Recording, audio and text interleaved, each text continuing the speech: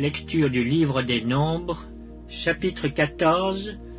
Toute l'assemblée éleva la voix et poussa des cris, et le peuple pleura pendant la nuit. Tous les enfants d'Israël murmurèrent contre Moïse et Aaron, et toute l'assemblée leur dit: Que ne sommes-nous morts dans le pays d'Égypte, ou que ne sommes-nous morts dans ce désert? Pourquoi l'Éternel nous fait-il aller dans ce pays, où nous tomberons par l'épée, où nos femmes et nos petits-enfants deviendront une proie? Ne vaut-il pas mieux pour nous retourner en Égypte? Et ils se dirent l'un à l'autre: Nommons un chef et retournons en Égypte.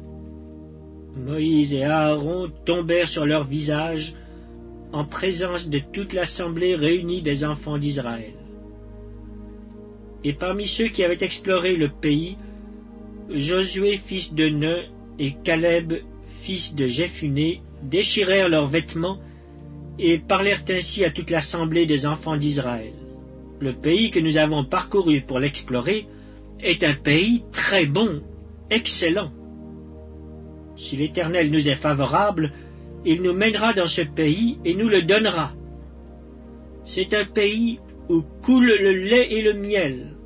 Seulement ne soyez point rebelles contre l'Éternel, et ne craignez point les gens de ce pays, car ils nous serviront de pâture. Ils n'ont plus d'ombrage pour les couvrir. L'Éternel est avec nous. Ne les craignez point. Toute l'assemblée parlait de les lapider, lorsque la gloire de l'Éternel apparut sur la tente d'assignation devant tous les enfants d'Israël. Et l'Éternel dit à Moïse: Jusque à quand ce peuple me méprisera-t-il? Jusque à quand ne croira-t-il pas en moi, malgré tous les prodiges que j'ai faits au milieu de lui?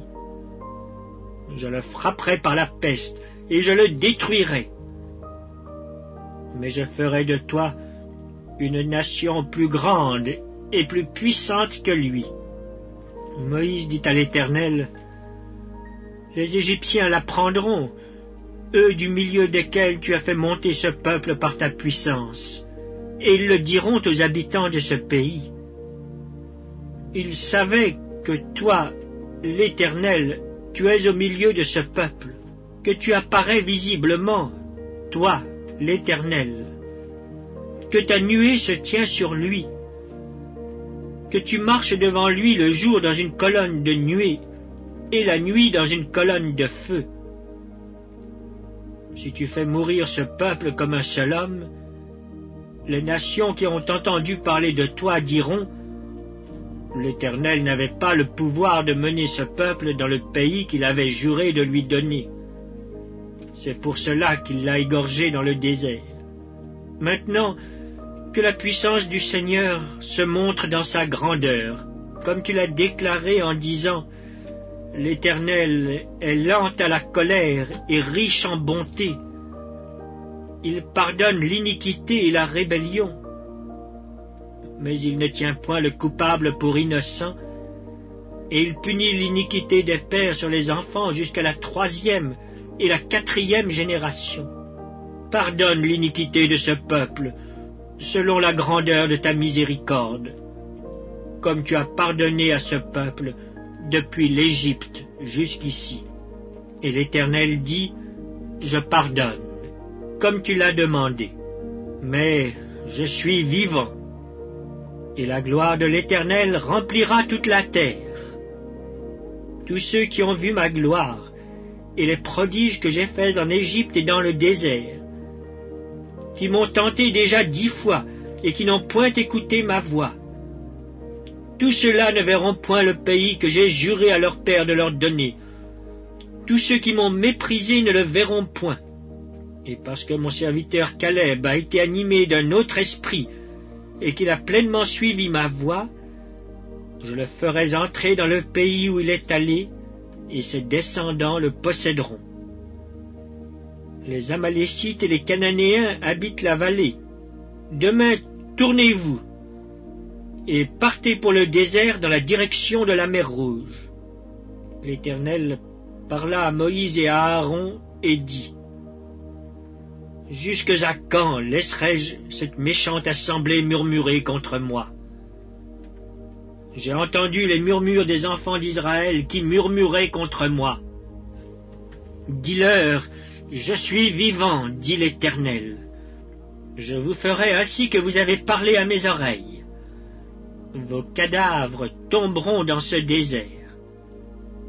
Vous tous, dont on a fait le dénombrement, en vous comptant depuis l'âge de 20 ans et au-dessus, et qui avez murmuré contre moi, vous n'entrerez point dans le pays que j'avais juré de vous faire habiter, excepté Caleb, fils de Jéphuné, et Josué, fils de Nun.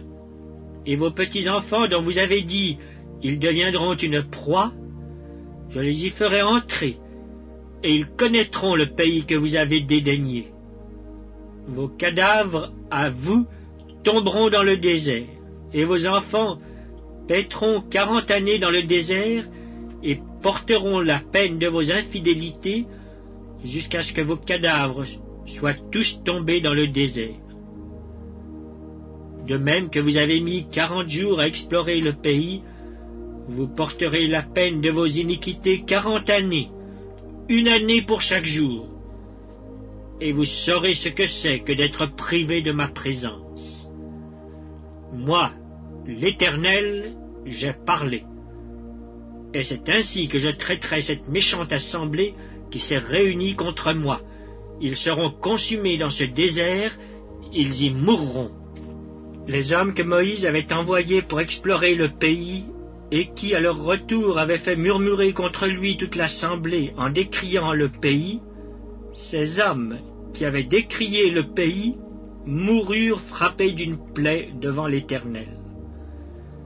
Josué, fils de Nun, et Caleb, fils de Jéphuné, restèrent seuls vivants parmi ces hommes qui étaient allés pour explorer le pays.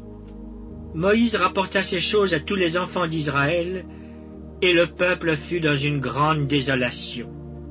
Ils se levèrent de bon matin et montèrent au sommet de la montagne en disant, « Nous voici, nous monterons au lieu dont a parlé l'Éternel, car nous avons péché. » Moïse dit, « Pourquoi transgressez-vous l'ordre de l'Éternel?